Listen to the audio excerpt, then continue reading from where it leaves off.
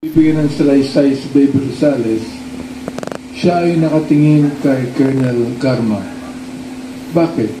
Ang nanay ng isang biktima ng AGK. Tinitingnan ko na po siya kung ano naramdaman bilang anak na namatayan po. Sakit sa ang dibdib. Tinitingnan ko siya. Sana naman maintindihan niya. Mawala ng anak siya. Nabigwin pa naman. Wala pa naman ano.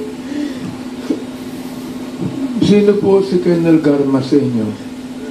Siya po nakita ko.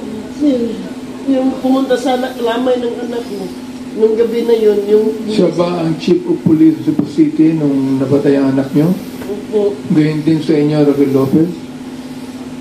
Okay. Nakikinig si Police Colonel Rina Garma.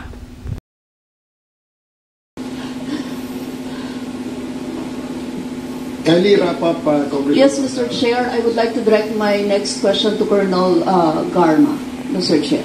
Mr. Chair, narinig naman yung mga salaysay, no, ni Nanay Raquel. Habang nilalamayan ang dalawang biktima ng AGK ay pumunta daw si Garma, nagtakbuhan ang mga tao sa takot. Sana hindi na maulit ang ganyang panahon na ang pulis ay kinatatakutan.